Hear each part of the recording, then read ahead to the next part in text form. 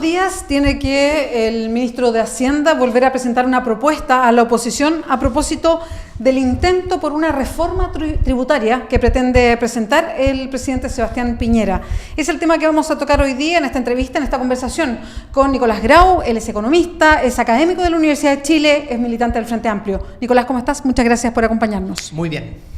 Antes de iniciar la conversa, quiero mostrar estos titulares de los diarios El Domingo. Este es el titular, uno de los titulares principales de la portada del día domingo del diario El Mercurio. Si ustedes se fijan, uno de los titulares principales es de Rodrigo Vergara, quien fue presidente del Banco Central, y que dice textualmente: reforma tributaria, se ha desdibujado tanto que podría no valer la pena. Y quiero destacar otro titular que apareció en el cuerpo de reportaje del diario La Tercera. Déjenme cambiarlo un momentito, por favor. El otro dice: no considero que sea un fracaso que no se haga la reforma tributaria. El que habla, y esto es en reportajes de La Tercera, es Leonidas Montes, es director del Centro de Estudios Públicos, que es el CEP. Recordemos que el CEP, quienes son los dueños del Centro de Estudios Públicos, son los empresarios más grandes de Chile. Nicolás, estos son dos declaraciones importantes, fuertes, que se hicieron el fin de semana. Mi interpretación personal es que de alguna manera hay un mensaje bien directo desde los sectores más acaudalados del país, desde los sectores del gran empresariado, que le dicen al presidente o al ministro de Hacienda que no quieren su reforma tributaria. ¿Se puede interpretar así? Yo creo que hay dos lecturas posibles. Primero hay que entender el contexto en el que estamos y cuál es el problema que tiene el gobierno. El problema que tiene el gobierno es que su propuesta de reforma tributaria, la que ingresó al Parlamento, es una propuesta que a ojos de, yo diría, todos los economistas, salvo los que están en el gobierno, es una propuesta que es regresiva, es decir, después de esta propuesta tributaria, si se aplicara y se implementara tal como está, la distribución de ingresos sería peor de lo que es actualmente. Y segundo, es una propuesta que lo más probable es que reduzca fuertemente la recaudación fiscal. Entonces, el hecho de disminuir la recaudación fiscal significa que a futuro podríamos financiar menos programas sociales, en fin, las distintas cosas que hace el gobierno.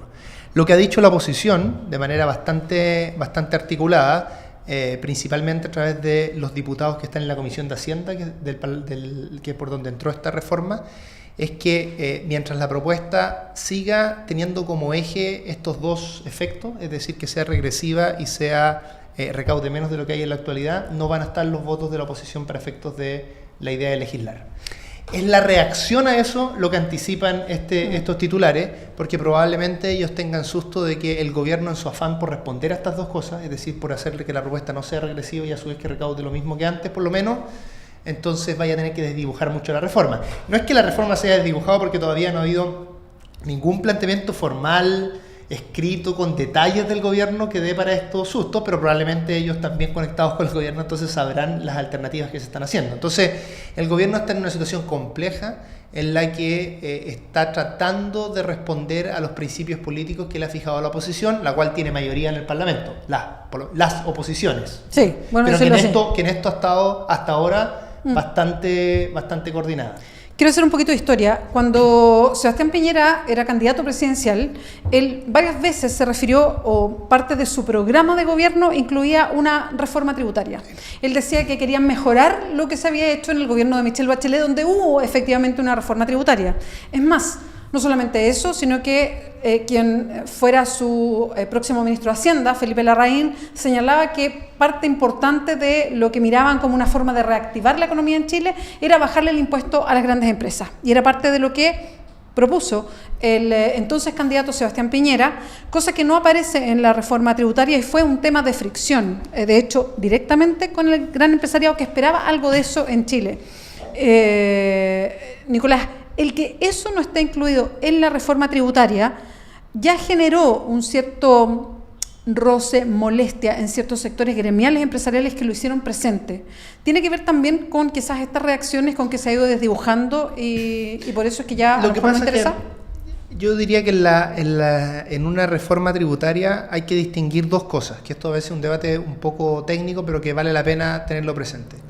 Uno son las tasas, que es cuánto impuesto, qué fracción de impuesto uno paga de un cierto ingreso que está sujeto a tributación. Y lo otro es por qué se tributa, que es lo que técnicamente se llama la base. Esta es una reforma que efectivamente no altera las tasas, pero que al alterar la base tributaria, lo que está haciendo es que las empresas, o más, para ser más preciso, los accionistas de las grandes empresas paguen menos impuestos. Por lo tanto, esta es una reforma que le sigue bajando el impuesto a los accionistas de las grandes empresas.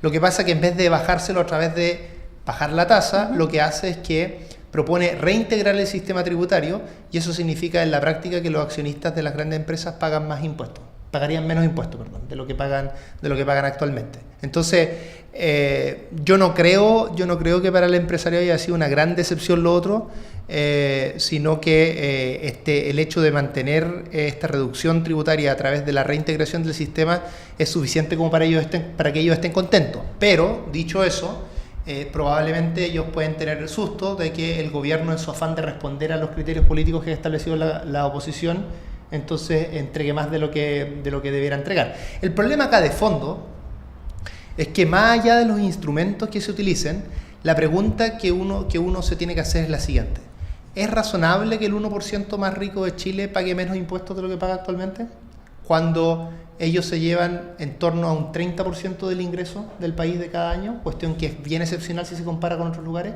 Y no es que ese 1% más rico haga cosas tan extraordinarias comparado con lo que sucede en otros lugares, ¿no es cierto? Entonces, si tenemos un país tan desigual, un país además que el sistema tributario hace un esfuerzo muy, muy pobre por combatir esa desigualdad, ¿es razonable que, sea cual sea el instrumento, tasa, cambio de base, se disminuya la tributación del 1% más rico? Yo diría que la oposición, y aquí es transversal, desde la democracia cristiana hasta el Frente Amplio, el Partido Comunista, por decir los sectores más de izquierda, yo diría que todos concordamos que no es razonable que ese 1%, que las personas más ricas de Chile paguen menos impuestos. Y a tratar de ajustar la reforma inicial de Piñera a este criterio político, yo creo que no es una situación difícil, y por eso que el gobierno está atacado por todos lados. Lo atacan los empresarios, lo atacamos nosotros también. O sea, está en una situación difícil de responder porque está tratando de hacer magia en el fondo, porque no responde esta pregunta de fondo. Responderle a todos que sí, eso es imposible. Ahora, el gobierno ha tratado de instalar en el medio ciertas discusiones. Por ejemplo, decir que hay varios aspectos de la reforma, y por eso es que empuja a aprobarla, benefician a las pymes, por ejemplo. Sí. Entonces, que si se vota en contra, hay beneficios que no le llegan a las pymes, y con eso busca ciertos balances a favor. ¿Cuánto hay de cierto en eso? ¿Cuánto se beneficia con la reforma a las pymes? ¿Cuánto se puede emparejar la recaudación si es que se aumentan los beneficios a los sectores que pagan más impuestos y que reciben más plata en Chile? Yo creo que hay dos cosas ahí. La primera es que el grueso de las pymes en Chile no está en el sistema semi-integrado, sino que está en otro régimen tributario, y que tiene los otros regímenes tributarios tienen una serie de beneficios, y por tanto los beneficios que están en esta reforma, el grueso de ellos no son pro pymes. Dicho eso, es cierto que es posible mejorar la situación tributaria de las pymes, cuestión a la que por lo demás el mundo de la oposición ha estado a favor, y nosotros de hecho hemos hecho una propuesta concreta al respecto. Propuesta que la gran mayoría de las asociaciones de las pymes, que son muchas y diversas, de distintos tamaños, en fin, han preferido a la propuesta que estaba en la alternativa inicial del gobierno. Lo que pasa es que lo que nosotros le hemos dicho al gobierno es que no utilice a las pymes como rehén para hacer el cambio que usted quiere hacer para las empresas más grandes, y a través de eso para los accionistas más ricos de este país. Le hemos dicho, si el objetivo del gobierno es mejorar la situación tributaria de las pymes, los votos están. Y es súper simple, y nos vamos a poner de acuerdo, y probablemente va a ser una propuesta un poco distinta a la que tenía el gobierno, pero en espíritu va a ser parecida en la parte de las pymes. Pero el grueso de lo que hace esta reforma en términos de recaudación fiscal no viene por aliviar tributariamente a las pymes, sino que viene por aliviar a las grandes empresas, y a través de ellas a los accionistas de estas grandes empresas, que son del 1% más rico del país. Y eso es lo que nosotros les hemos dicho que no queremos hacer. Y lo importante es que una cosa no es condición necesaria de la otra. No se necesita hacer una reforma pro empresas donde son accionistas el 1% más rico para de esta manera afectar positivamente a las pymes. Entonces es totalmente posible separar las dos cosas, y para lo primero están los votos, para lo segundo no están los votos. Nicolás Grau, muchas gracias por acompañarnos hoy día. Gracias a ustedes por la invitación. Recuerda, www.diarioclever.cl. Nos puedes seguir también a través del canal de YouTube.